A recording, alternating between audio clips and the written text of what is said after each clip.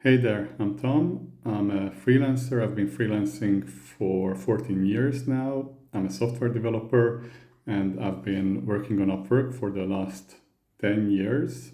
And I just wanted to start a YouTube channel just to share my experience with other software developers or freelancers that are looking to improve themselves.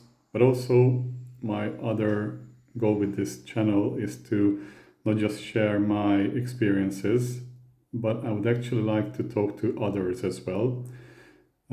So I would be super interested in people who have maybe experience in other areas than me.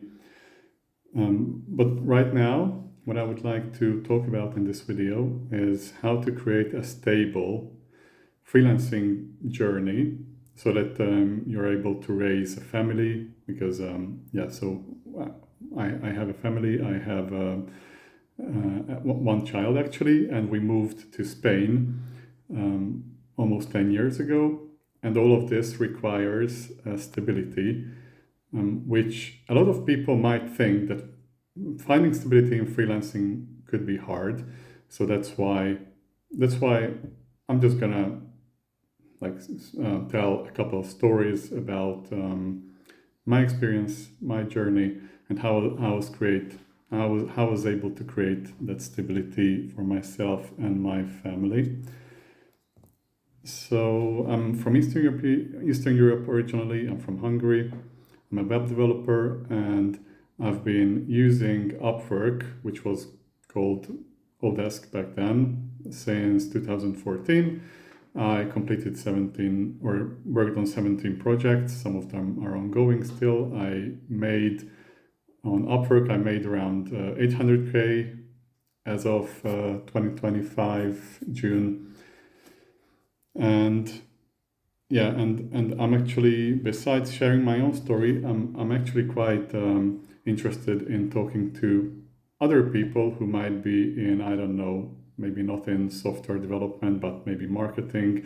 Maybe they make money through affiliate marketing, or they have like a cool side project as a SaaS or something. So I would be super interested in talking to some of you guys, hopefully on this channel. But as for the topic of this video, so that would be about how to create a stable freelancing uh, career for yourself. And I think as a software developer, for me, the most important pillar of becoming stable on Upwork and freelancing in general was to focus on testing and put a lot of effort in testing, because then basically your Sundays, you can have an easy Sunday, Saturday, and people will not bother you.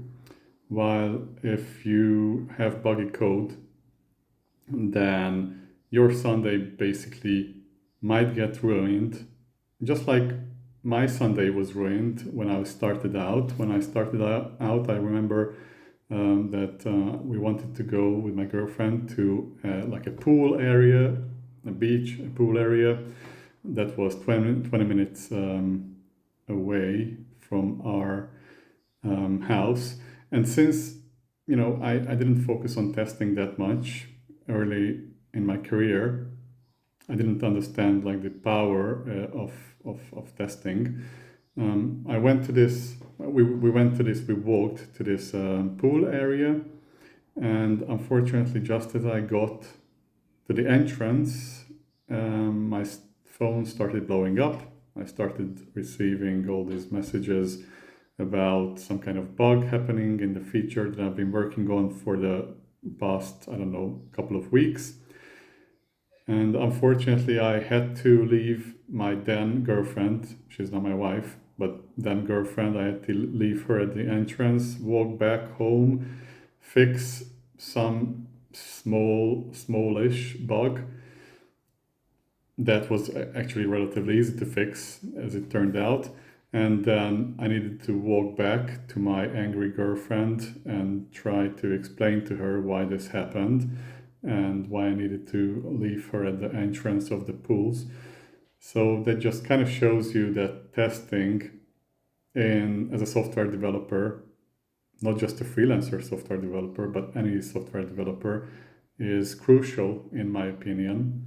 And on other cases, when we went for a walk in a forest or like hiking or something like that, I remember that, I don't know why, but I had my laptop with me as well, and that I needed to open my laptop, sit on a bench, fix something, and I couldn't enjoy being away from work and just spending time with loved ones. So again, testing, in my opinion, is super, super important and will help you create a stable life as a freelancer.